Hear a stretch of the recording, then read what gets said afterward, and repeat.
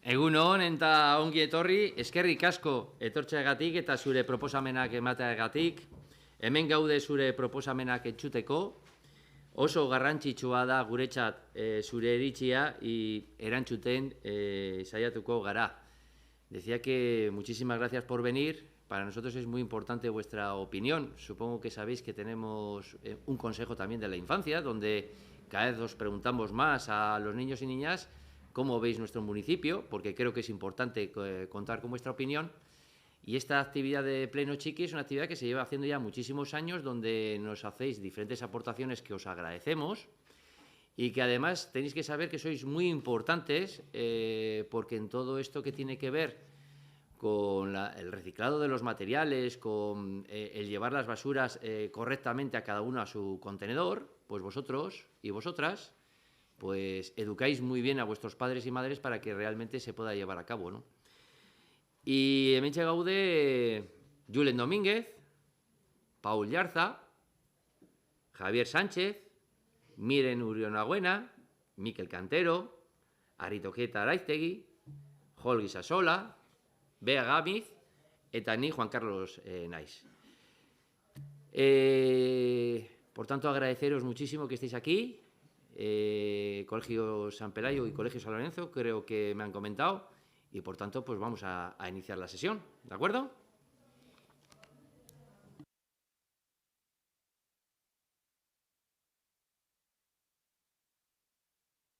Guztioi, hemen bildu gara Ermuko eskolak. Udal ordezkariekin batera eskola agenda 30ean ikasturte honetan egindako lanak aurkezteko asmoz.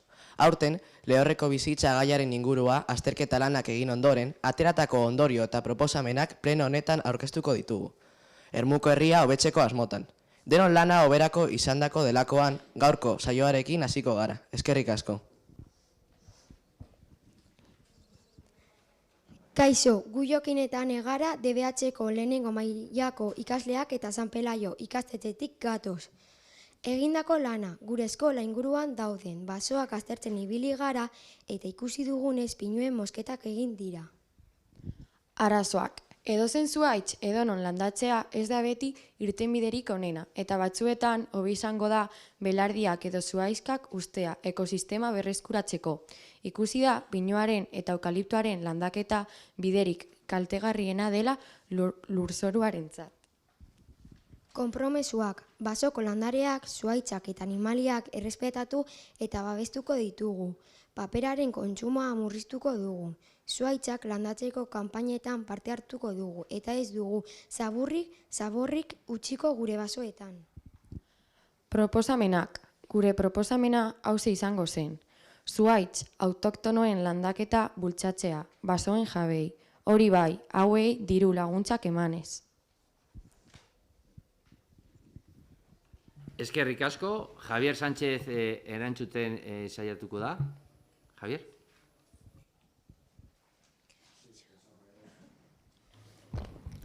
Buenos días a todos, chicos y chicas. Bueno, mi euskera no es tan bueno como el vuestro, voy a intentar hacerlo lo mejor posible. Sobre la primera pregunta, ¿no? Sobre la primera pregunta que hace el Colegio San Pelayo, os quería contestar, Bizkaiko Foru Aldunia da erakunde eskunduna, eta diru laguntzak ematen ditu mendi espezie autoktona birpopulatzeko. Hau da egin duzue proposamena egiten ari da dagoneko. Nolanei ere esan behar dugu baso, uraz ustiategerin bat duen mendi batean jabeak mostea. Erabakitzen dunean erakundeeatik ezin dugela lukandeketa jatin bat egitera behartu mendien jabeak askatasuna baitute mendia zuhaitzik gabe. Belardi ez edo bazkeluko munduan utzi nahi dutela erabakitzeko. Bueno, os voy a traducir porque igual no me habéis entendido muy bien. Pero bueno, la Diputación Foral de Vizcaya que es el organismo competente, ya da ayudas económicas para repoblar los montes con especies autóctonas, es decir, que la propuesta que realizáis ya existe. De todos modos, hemos de decidir que cuando los propietarios de un monte que tenga alguna explotación forestal decide talarlo, desde las instituciones no podemos obligarles a realizar una plantación. Los dueños de los montes tienen libertad para decidir si quieren dejarlos sin árboles como pradera o lugar de pasto. Eskerrik asko, Javier. Esto no quiere decir que en nuestro plan general que hemos aprobado aquí en el Ayuntamiento de Ermua tenemos una zona que se llama Especial Protección en Urco, donde intentaremos precisamente preservar todo eso y que realmente se puedan, en la medida de lo posible, plantar especies autóctonas, ¿vale? Hurrengoa.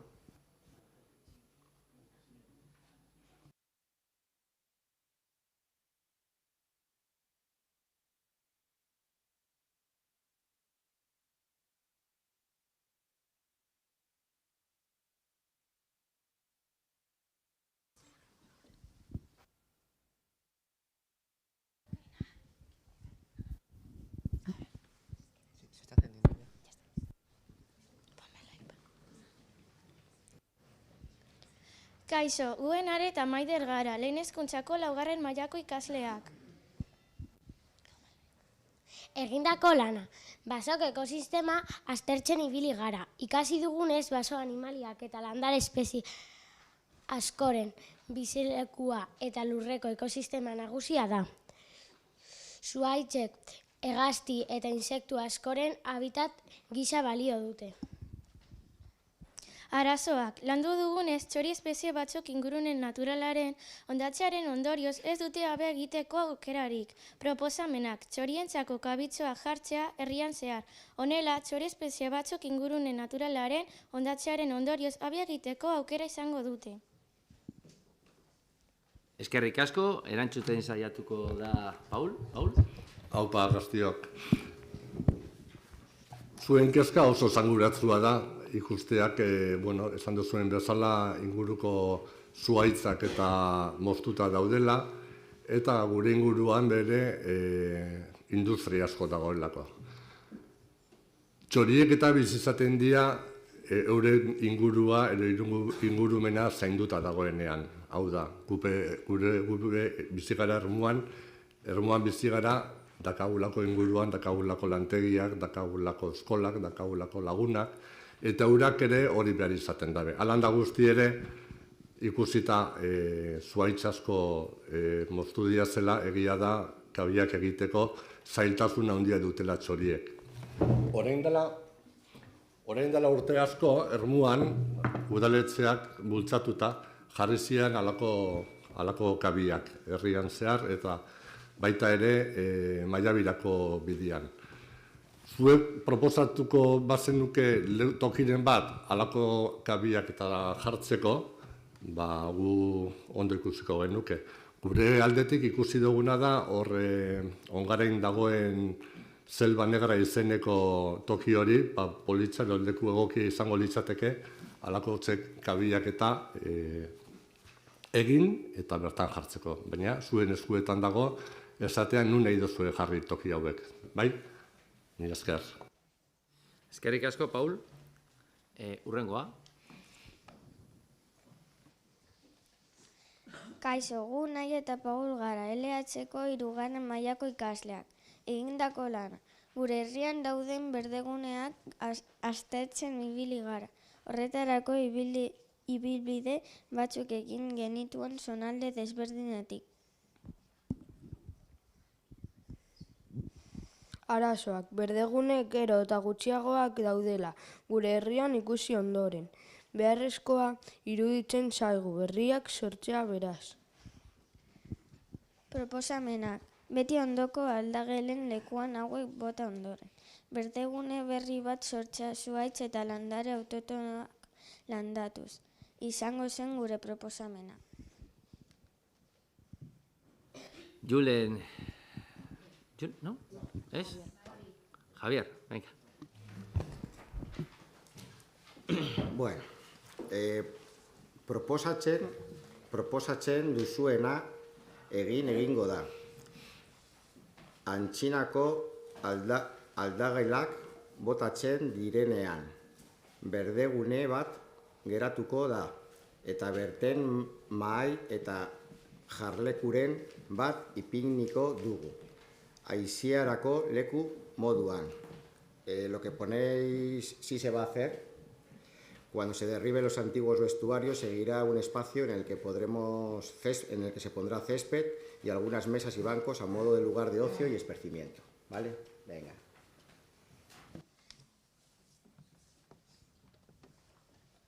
Eskerrik asko, Javier. Urrengoa. Kaixo, gu June eta Zier gara, DBH-ko 3. mailako ikasleak. Egindako lana. Udaletxeak sortu zuen hiriko zuhaitzen gida erabili dugu gaia lantzeko, eta gure herri barruan kokatutako lorategi, parterre edo jolas eta aizi aldirako guneetan daude zuhaitz eta zuhaizka motak eta horien kokapena ezagutu ditugu. Arazoak, ikusi dugunez, berdeguneak eta loraguneak aldatu egin dira, eta beharrezkoa iruditzen zaigu datu horiek eguneratzea. Gainera ez dago eskuragarri denentzat. Proposamenak, horretarako modu digitalen sortzea izango zen gure proposamena, QR baten bidez. Eskerrik asko. Eskerrik asko, orain bai, Julen. Bai, egun on guztioi, kaixo June eta Asier. Gidaliburua duela hainbat urte argitaratu zen eta horregatik ez dago eguneratuta.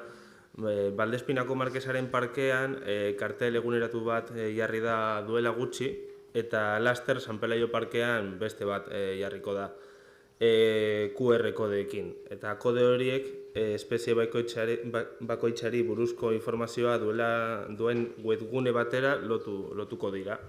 Gainera, ermuan zuhaitz bereziagoak ere baditugu eta horiek badute karteltxo bat izenarekin eta bar.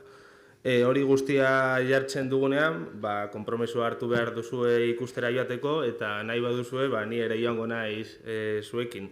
Eskerrik asko. Eskerrik asko, Julen. Urrengoa. Kaixo, gu Ander eta Gorka gara DBH-ko 2. mailako ikasleak. Egindako lana, gure ikastetxeak kokatuta dagoen inguruetatik irtera bat egin genuen, zein zuhaitz eta landar espezie azten ziren ikusteko. Ondo zainduta dauden ere aritu ginen aztertzen. Arazoak, ikusi dugu hambrerako bidea, sasiak ez daudela moztuta, eta bertan dauden eserlekuak eta paperontziak erabilezinak egiten direla. Gainera, honek arrisku handia sortzen du zu baten aurrean. Sugarrak erraz zabalduko ziren eta kalte handia izango zen ingurumenerako. Eskerrik asko, Jol? Arri? Proposamenak, bide hau jende asko erabiltzen du egunero, bai kirola egiteko eta bai paseatzeko. Ikusita hau dela ia bide bakarra non berdegune gehien arloa duena. Gure proposamena hau izango zen, sasiak moztea eta txukunago mantentzea inguruak. Eskerrik asko, Jol? Arri, perdón. Bai, egun on. Egia da esaten duzuena argi eta garbi ikusten dela.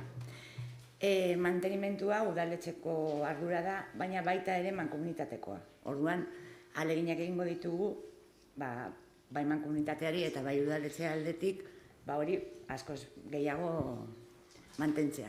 Baina ara eta guztiz ere esan beharra dago, gauza garbitzen direnean ez ikintzeko gure eskura dagoela. Ze naiz eta zakarrontziak ipini, gero paperak lurrera botatzen badituguz, jarraituko du zati hau, hori, ibletzara guazenean dena zikina. Naiz eta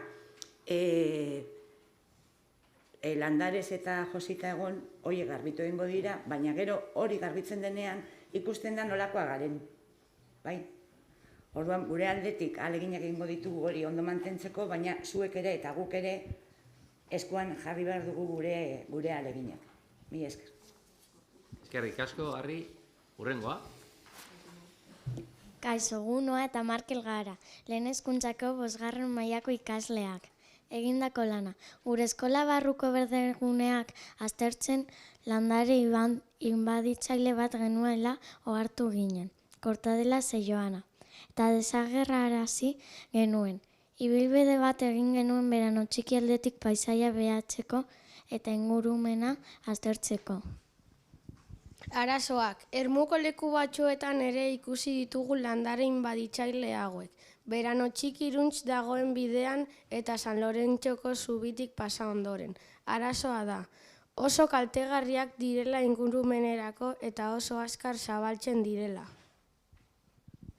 Proposamenak, landare inbaditzaile hauek desagertzea izango zen gure proposamena, eta baldin badaude beste edozein landare kaltegarriak ere desagertzea. Eskerrik asko, Javier.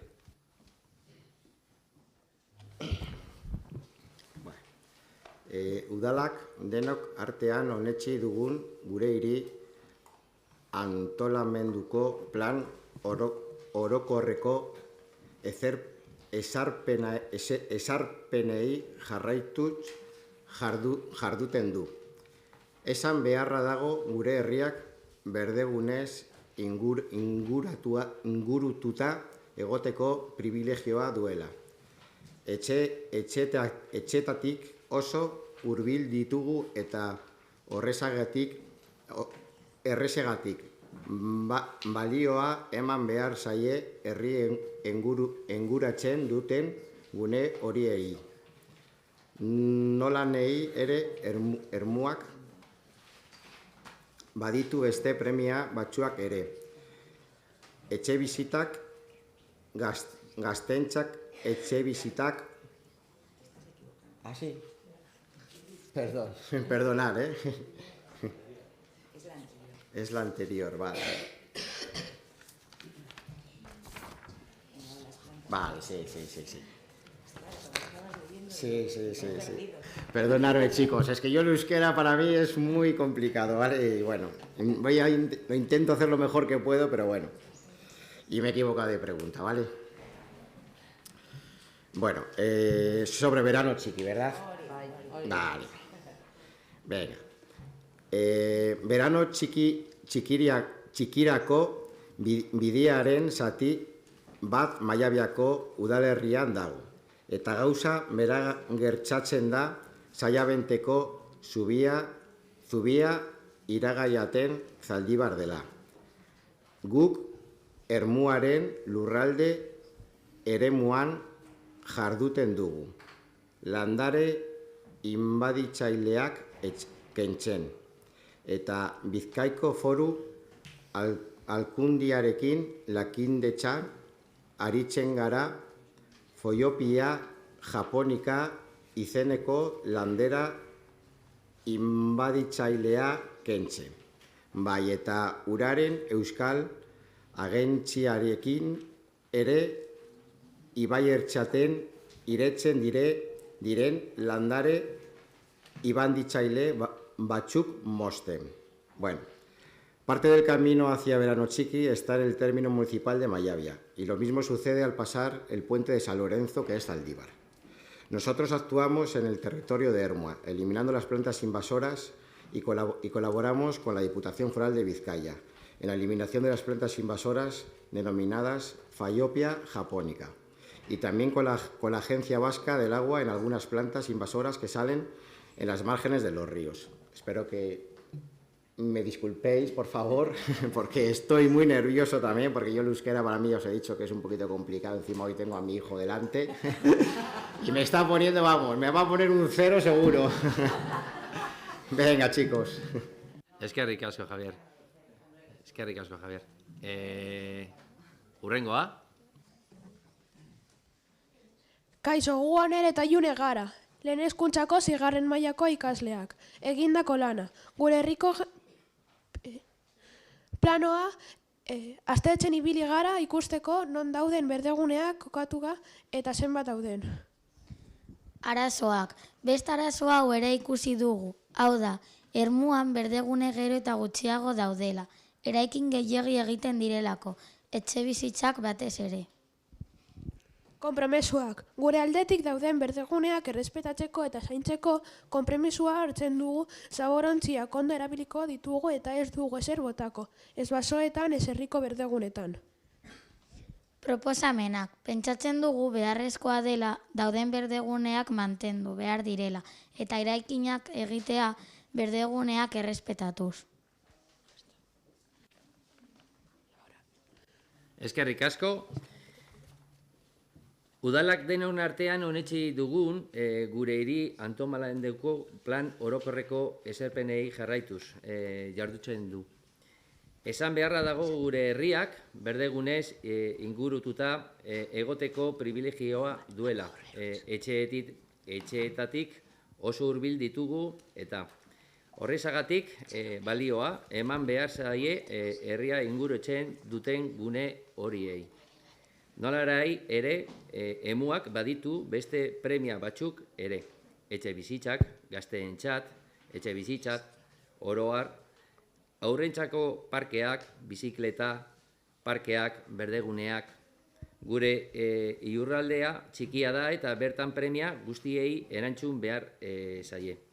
Ez ahaztu bada, etxe ondoan ditugun mendi horiek daukagun berdegunerik handiena dira eta. Agradeceros muchísimo las aportaciones y creo que es importante decir varias cositas. La primera, todos estoy absolutamente convencido que estamos muy orgullosos y orgullosas de nuestro municipio, pero nuestro municipio pues no se construyó como Vitoria. Quizás nos podríamos estar todos encantados de tener muchísimos metros cuadrados como tiene Vitoria y ser, pues en estos momentos, como mucha gente dice, la Green Capital.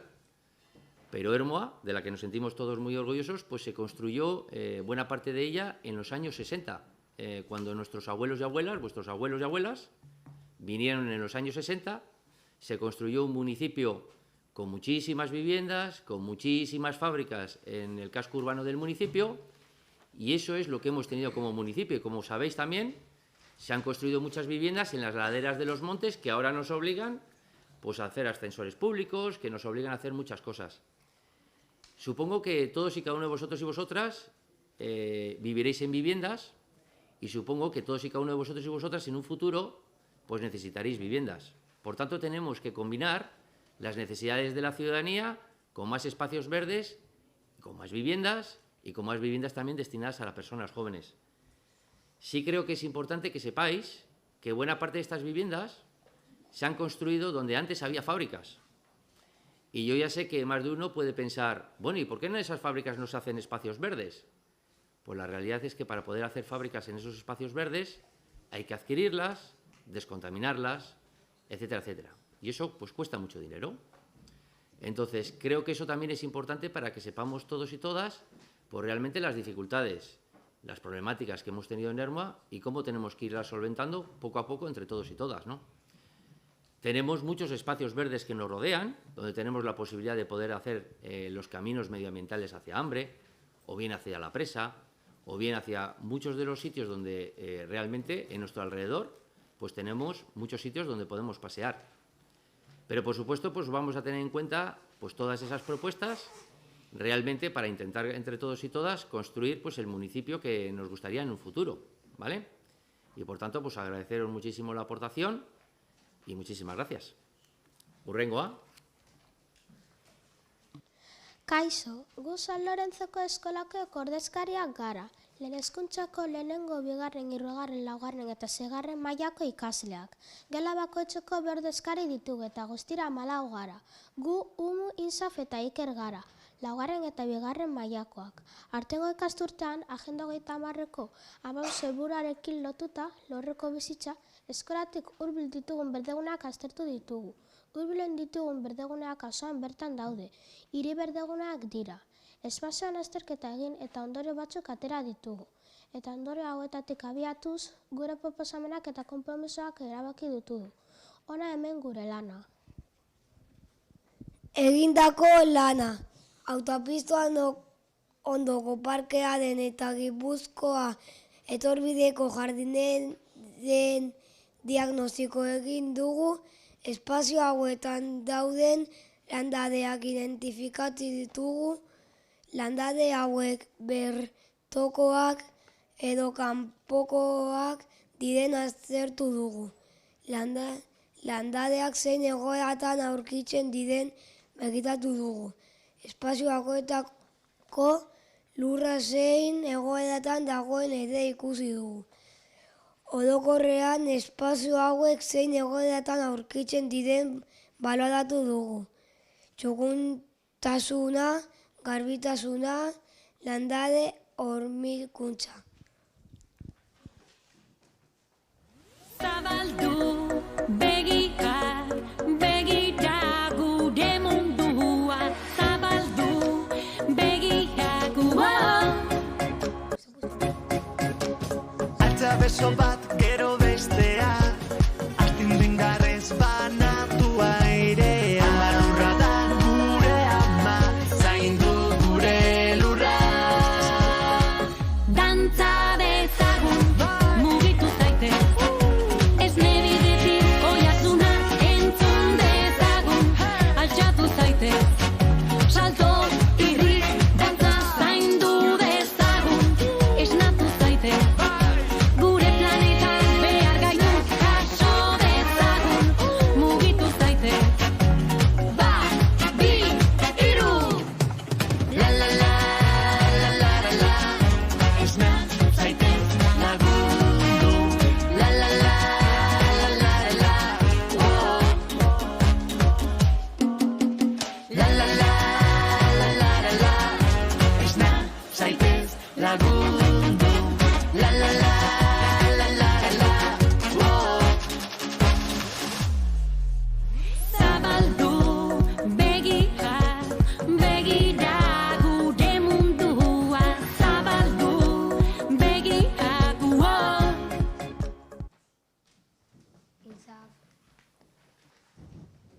Erabilitako materiala. Espazio hauen diagnostikoa egiteko honako material hau erabili dugu. Ermuairiko zuhaitzen gida diagnostiko egiteko galdetegia, landare identifikatzeko txantiloia, azterketa guneko mapa. Kaixo, gu June, Alaia eta Salma gara, 6. eta 4. mailakoak. Egindako lana, autopista ondoko parkearen diagnostikoa arazoa. Parke honetan belardi bat dago. Jardinera zabal baten barruan, metro erdi inguruko altuera ez da. Egoki pertsonen erabilerarako. Landare gutxi daude gune honetan, baina daudenak egoera honean ikuseten dira. Jardinera barruko belardian tetxakureka gaurragarri aurrekitu dira.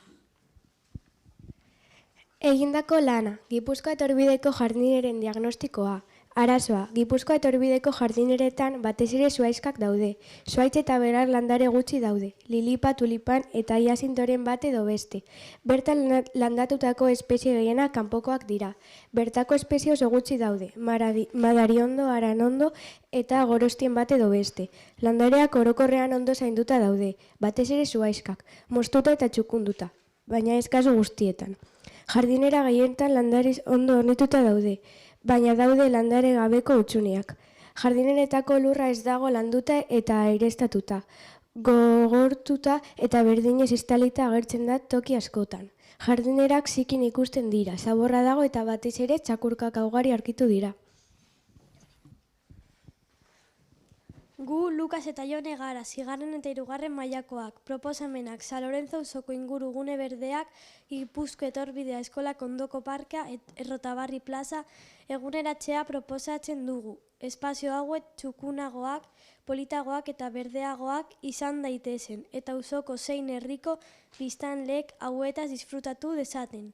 Honako ekintza hauek egitea proposatzen dugu. Behar diren landaketa berriak egitea eta hutsik dauden espazioak landatzea. Gune berde hauetan posible balitz bertoko espezieak ere landatzea. Espazio hauetako lurra landatzea, oxigenatu, berritu, garbitu, espazio hauek txukun eta garbi mantentzea. Sasoiko landareak ere landatzea, loreak. Konpromesua, auzoko zein herriko gune berdeak errespetatuko ditugu, garbi, txukun eta politak egon daitezen. Ez dugu zaborrik botako espazio hauetan, ez ditugu espazio hauetako landarek kaltetuko. Gure senide lagun eta ezagunei ere eskatuko diegu espazio hauek errespetatzeko eta txukun mantentzeko.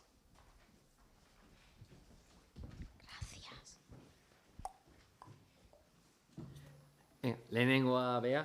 Bai, nik ere. Egunon guztioi, nik erantzungo dut San Lorentzo auzo ingurune gune berdea eguneratzeari buruz. Egin diguzuen proposamena aztertuta, landaketari gabe espazioak utzi egon daitezkeen eremuak aztertuko ditugu eta lorategi eremu guztiak behar bezala mantentzeko. Oro har, San Lorentzo inguruko eta herri osoko berdeguneek mantentzelan jarraitua eta egokia dute.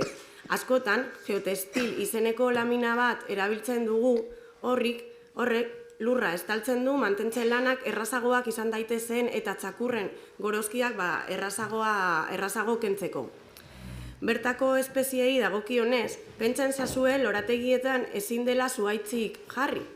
Leku horietan, kutsadurarekiko erresistenteak diren landareak aukeratzen dira, errepidetik gertu daudelako eta inausketa bat egin ahal zaielako.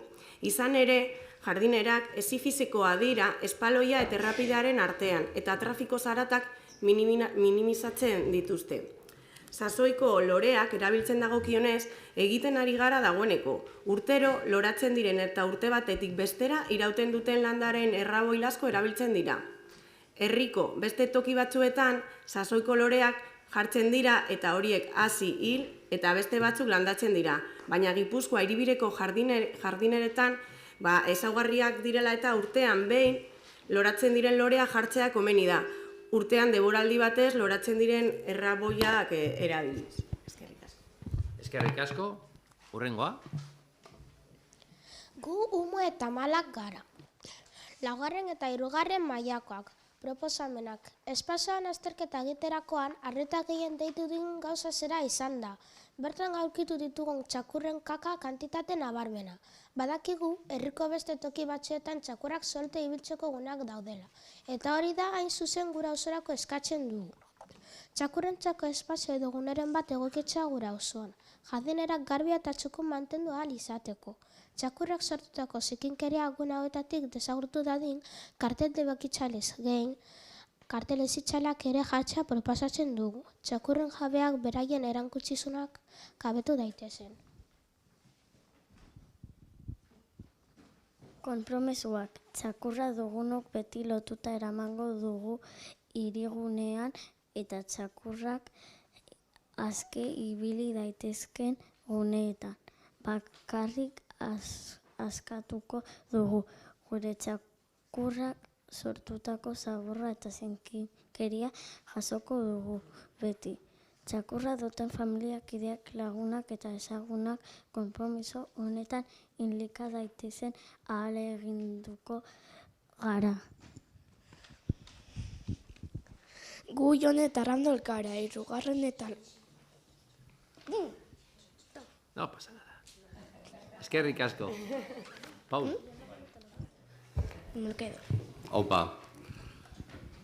Nik egia ezan, aitortzen dut, nik pasiora bajatzen azenean zaiabentera, joan datorri egiten dut, asko jota, eitzaraino joatenaz, eta ez nazartzen hortze daukazuen parke, ero elkargune, ero jolastoki horretan.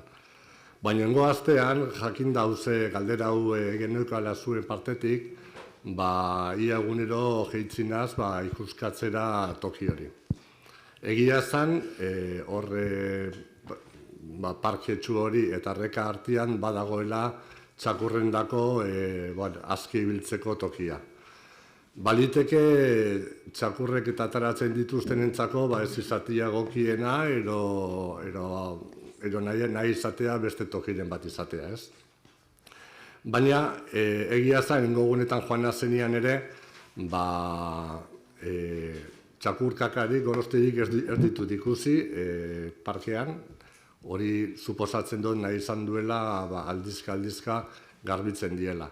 Baina horrek ez du nahi esan ere, jabegoak edo txakurren jabeak ardura hori eduki behar dutela eta txakurren kakak eta gorostia jaso egin behar dituztela txakurrak ateratzen dituztenean. Egia esan, ongo uletan joan nazenean ere txakurrak lotuta ikusi ditut, ez ditut ikusi txakur solterik. Baina baita ere, eitzarako bidean bebai ikusten zian gorosti eta kaka ugari.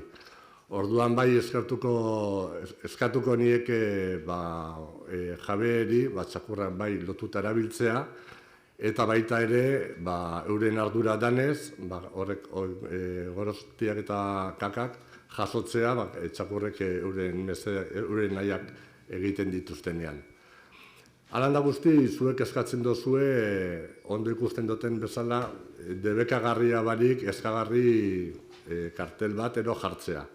Orduan, politza izango litzateke, zuek eskolan, zuek egindako kartel batero karriko bazenuke udaletxera, baton artian egingo genuke alako gauza poli bat eta bertan jartzeko.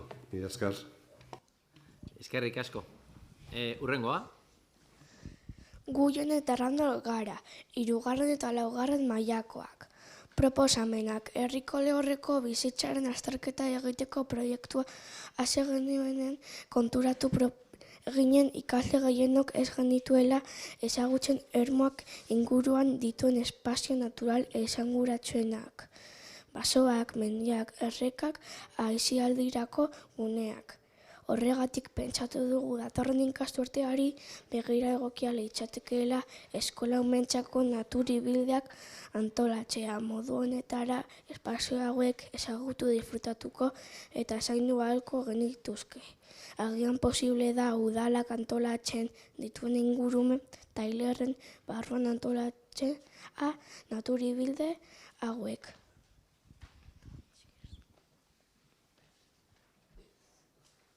Konpromesuak. Natura ibilbideetan parte hartuko genuke espazio hauek ezagutu, errespetatu eta zainduko genituzke. Gure senide lagun eta ezagunei ere eskatuko genituzke hauek errespetatzeko eta txuku mantentzeko.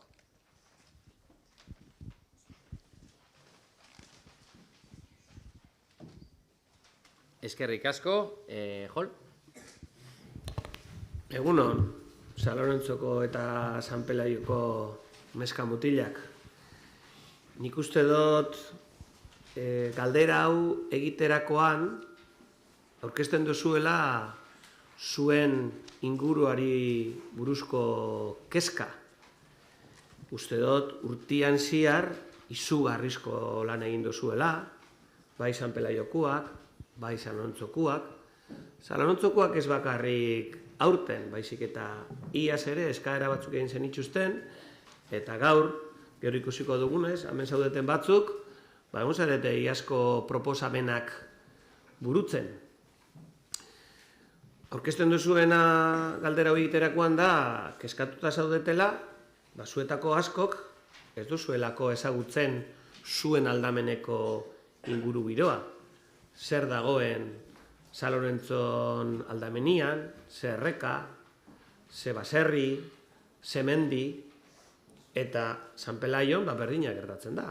Aldamenian daukazue mendi batzuk, baserri batzuk, edo baserriak izan dakuak, eta beraz, guri proposamen hau ondo baino beto iruditzen zaigu. Zer da beraz egingo duguna? Noski prestatuko dugula zuendako ibilbide batzuk. Gero bai, badakizue konpromiso bat hartu duzuela. Aurkezten danian eta Diego joaten danian ziurrenik zuen eskoletara proposamen barri bat aurkeztera, orduen danok etorri beharko zarete. Ziur Olga bai etorriko dala San Lorentzkoekin. Olga badakizu astebururo mendian ziar ibiltzen dala? Astebururo. Eta San Peleion badakizu Sorkunde daukala milaka eta milaka kilometro egiten dituen txakur bat? Ziur nago, eurak zuekin batera konpromiso hori hartuko dutela. Eta izango direla, joaten zaretenian txongo horretara, lehenengoa jango direnak. Eta zuek ere, egin behar duesana da, zure konpromesua bete.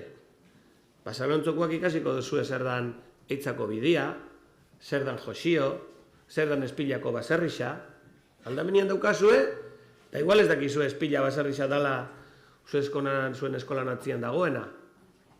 Eta San Peleien zaudetenak bebai, izango duzue aukera berdina. Mailamendi zer dan ezagutzia, zuen aurrian dago Mailamendi. Eta aldamenean daukazue baita ere oso ezagunak dian lekuak eta baserrixak eta ermuko astarnak. Ingo duguna izango da, bai San Pelaiokoendako eta Garai eta ikastolako ikasleentzat proposamen bat egin eta prestatuko dugu ibilbide berezi bat. Baina ez bakarrik ikastetxetan zaudetenako. Zeren eta herrizan ziar, egongo dira, San Lorentzon ikasten ez dutenak, eta San Peleion ikasten ez dutenak, edo orain dela urte batzuk ja ikasketak amaitzu dituztenak, eta ziurren ibebai nahi izango dutenak zuekin joan edo gauza berdinak ezagutzia. Beraz, asmoa zein da, ikasleentzat ibilbide batzuk prestatzia, eta herri guztizan dako baita ere, aukera berdina emotia. Zuek joango zarete, eskola garaian, eta eskola orduetan, eta herri guztizak ukiko dau, zuen gurasuak adibidez, edo zuen anai arrebak, ukiko dabe baitza ere, gauza berdinak ikusteko aukera. Ermua zagutzia, eta gure aldamenian, eta gure etxe onduan daukagun, ekosistemak eta ingurugiroa ikusteko eta ezagutzeko aukera. Beraz, eskerrik asko proposamen hau egiteagaitik, ziur aurrera emango dugula, eta ziur zuen laguntzarekin eta zuen irakasleen laguntzarekin izugarriko arrakasta edukiko dutela ekintza hauek. Eskerrik asko. Eskerrik asko, hurrengoa. Gu, Jare, Lander eta Laia gara, 3. eta 4. mailakoak. Egindako beste lan bat, eskolako berdeguneen azterketa izan da. Iazko ikasturteetan egindako lanari jarraipen emanez, gure eskolako berdeguneen egoera zein den aztertu dugu, eta hauek nola aprobetxatu eta hobetu daitezken pentsatu dugu. Honako espazio hauek behatu ditugu.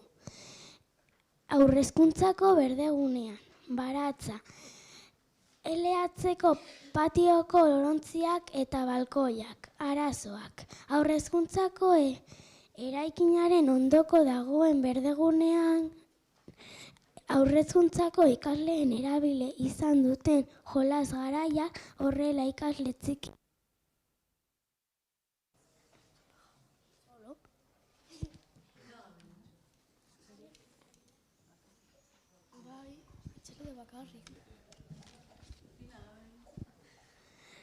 Arazoak. Haurrezkuntzako eraikinaren ondoan dagoen berdegunean, haurrezkuntzako ikasleak erabili izan duten jolas garaiak, horrela ikasle txikienak natur inguruan jolasteko aukera izan dute.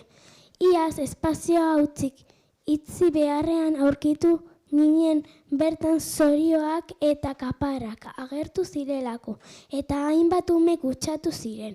Ordutik ikasleek ezin izan dute espazio erabili. Proposamenak.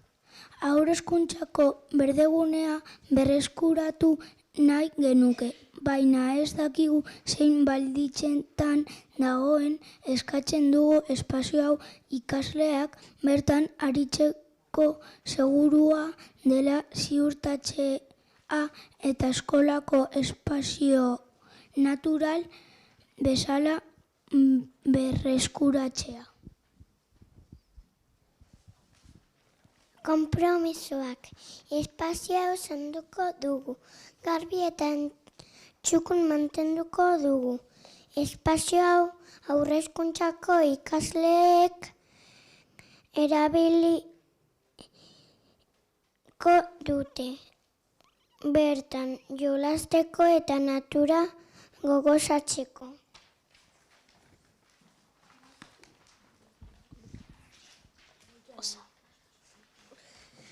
Eskerrik asko, Julen? Kaixo, Oiar, Lander eta Alaia. Aipatu duzuen eskolako berdegunea garbi dagoela uste dugu, baina hala ere hobetu daiteke, eta horretarako Lorezaintza enpresarekin hitz egingo dugu gunea desinfektatzeko eta pixka bat apaintzeko. Eskerrik asko. Eskerrik asko. Egindako beste lan bat, eskolake berdeguneen azterketaren barruan. Patioko Lorontzen landaketa egin dugu. Iazko ikasturtean egin ziziagun udalari eskaera hau. Arten, apirilaren 27an, San Lorenzo eskolako patioko Lorentzetan hainbat landare landatu ditugu. Lehen hezkuntzako ikasleek hezkuntza eta ingurumen zinegotzigoaren eta Lorentzen eta obra eta zerbitzuen brigadako Lorezaintza atala lankideen laguntzarekin. Arbolan enpresako teknikariak landaren ezaugarriak eta beharrezko zainketak azaldu zizkigun. Informazio horrekin landare bakoitzaren informazio fitxa idatzi dugu, eta Lorontzi bakoitzean kokatu dugu. Landare hauen zainketarako talde bat sortu da lehen hezkuntzako ikasleak gehi irakasle arduraduna, eta ostegunero zainketa lanak burutzen dituzte. Ureztatu, Lorontziak txukundu.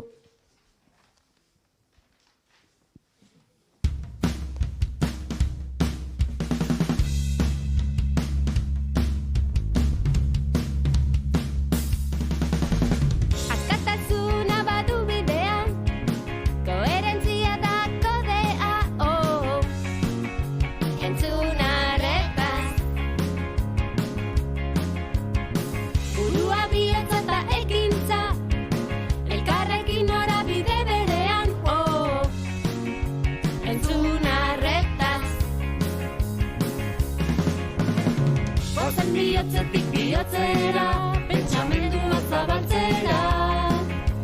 Guazen denok hitzetik ekintzara. Aro berri bat sortzera. Sormena du buruak, sentipena du bihotzak. Entzun arretaz. Ekintza du mingainak, azken hitza koherentziak. Entzun arretaz. Guazen bihotzetik bihotzera, pentsamendua zabaltzera.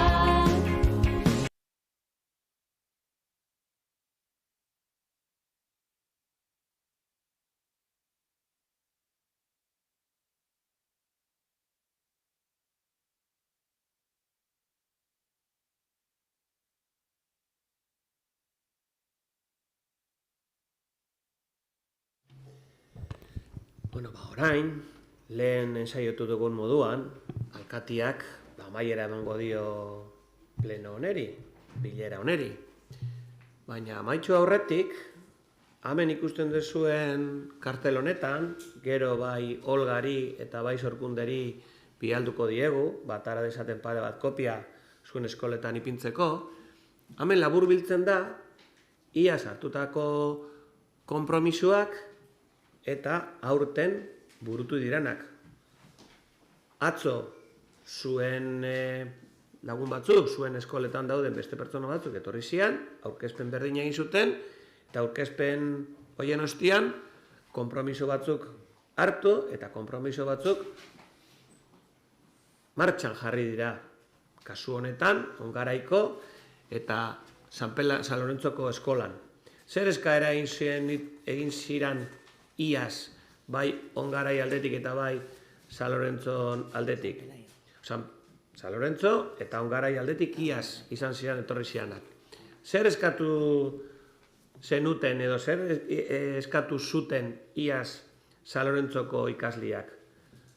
han badakizue zelan dagoen zuen atzian aparkalekua, eta hor aparkaleku hori, atontzia, garbitzia, eta sakarontzi barriak ipintzia. Eta hori egin zan. Eta zer gehiago eskatu zan, zuen patixoan dauden lorontzietan landara barriak ipintzia. Udaletxiak, hori ikusi dugun bidean ikusi dugun moduan, bete dau bere konpromisoa, baina zuek bebai. Ze zuek landarak ipini zen itxusten, eta pasaden astian ikusi nuen moduan, zuek ipini dituzu hor fitxak.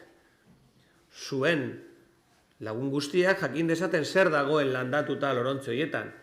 Eta badakit, zaintzen dituzuela, eta badakit ura botatzen diozuela, eta horrela jarraitzen baduzue kursuan ziar eta horren ondo zaintzen badituzue landara hoiek, zein izango da gure konpromisua? Udaletxeak beste landara batzuk eramatia zuen patiora, badakizuen zelan dakazuen zuhaitz bat zuzendaritza onduan, ez? Lukas, ze arbola da hori, han zuzendaritza onduan dagoena, junek badaki. Laranjando bat.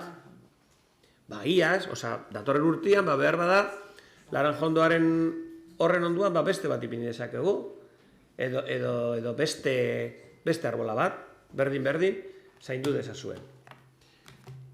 Eta ongarain, eskatu zutena, izan zan, naiz eta horreri ezetza emon, eskatu zuten, erosketak egiteko poltza batzuk emotia ermuko jende guztiari.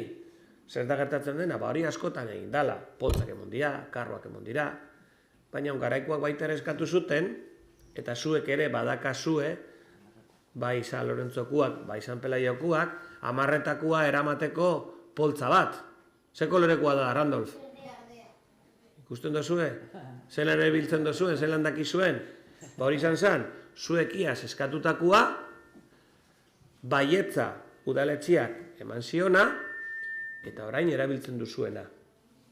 Beraz, datorren kurtzuan zer da egingo dana? Zuen proposamenak, baietza eman diegun proposamenak, horrelako kartel baten bateratuko dira, eta esango dizuegu zer egin dan, eta zelan burutu dan hori. Baina beti gogoratu zuek konpromiso bat baita ere hartu duzuela, Zuen lagunak eta zuen txakurrak ondo zaintzia, eta zuen lagunen txakurrei esatia zelan zaindu behar duten txakurrak, eta zelan zaindu behar dituzten berdeguneak, eta joango zaretela parte hartuko duzuela eskaintzen diran ibilbide berri horietan. Hori guzti hori zuen esku dago. San Lorentzoko eta San Pelaioko eta iaz gehituko dian beste eskola batetik datozen ikasleen eskuetan geratuko dala guzti hori.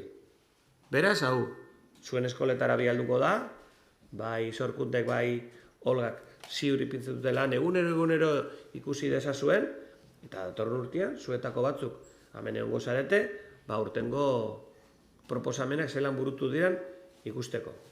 Eta orain, alkatiak osoko bilkuran hori amaiera emango dio. Bueno, eskerrik asko zure proposamenak emateagatik, pero hoy me apetece deciros alguna cosita más. Que nos ayudéis, a ver cómo nos podéis ayudar. Buena parte de las propuestas que habéis lanzado tienen que ver con educación, con respetar valores que se enseñan en casa, que se enseñan en el colegio, que se enseñan en los medios de comunicación, que enseñamos las instituciones. Por ejemplo, en una propuesta, os tengo que decir que me toca ir a muchísimas ciudades de toda España y la problemática de las cacas de los perros, tenéis que saber que es una problemática en todos los municipios de España. Deciros que incluso en algún municipio están intentando investigar cómo se podría dar una solución a esta problemática, y buena parte de todo ello tiene que ver con educar en un valor que es importante, que es el respeto. No sé si os han contado, mi familia ha tenido mascotas toda la vida, y os tengo que decir que a las mascotas se les puede educar. Y cuando digo que a las mascotas se les puede educar, quiere decir que pueden hacer sus necesidades, en realidad, no tienen por qué hacerlo justo debajo de casa. Y esto es importante que sepamos todos y todas. No tienen por qué hacer debajo de casa. Pueden pasear si les educamos y lo pueden hacer donde realmente les eduquemos. Exactamente igual y de la misma manera que aquellas personas, porque son las personas, los perros y las mascotas no tienen obligaciones. Los que tienen obligaciones somos los padres y las madres.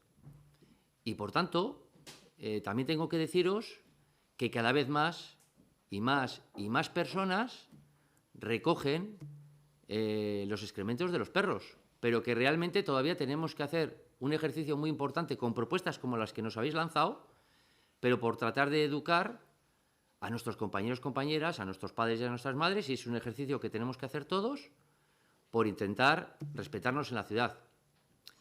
Porque también es muy importante que sepáis, pedís más zonas verdes y yo estoy de acuerdo. Pero tenéis que saber que en muchos sitios donde se hacen zonas verdes, desgraciadamente, en más de una ocasión, luego no se pueden usar para jugar los niños y niñas. Precisamente porque no se hacen esas tareas previas que hemos tenido que hacer. Nosotros nos hemos encontrado con esa situación en Marqués de Valdespina, donde una ocasión hicimos una actuación que nos propusisteis vosotros y vosotras, que fue poner un banderín en cada uno de los excrementos que había. No sé ni recordar ni cuántos banderines salieron. Seguramente David, Tere nos podrá decir, pero tenemos fotos de aquello. Y por tanto, el hecho de que entre todos y todas eduquemos en eso, creo que es relevante. Es decir, no se pueden crear nuevas zonas verdes precisamente para ponerle una excusa a los que tienen mascota para ir allí porque les resulta más cómodo. ¿De acuerdo? Y por tanto, pensar, y nos ayudaríais muchísimo a todos y a todas, y quiero que sepáis que ayudaríais a todas las ciudades de España en cómo seríamos capaces de realmente educar a esas personas para que no lo hagan. Ya lo vais a hacer con carteles, pero si también se os ocurre hacer alguna campaña de algo que os parecería que podríamos hacer, que sepáis que os vamos a escuchar. ¿Vale? Creo que ahora lo que toca es una foto, me parece, me han comentado, y luego al lunch, que ya sé que estáis esperando, ¿eh? Estamos también nosotros aquí con el amaretaco, amequetaco y tal, ¿vale? Pues nos sacamos una foto donde nos digáis.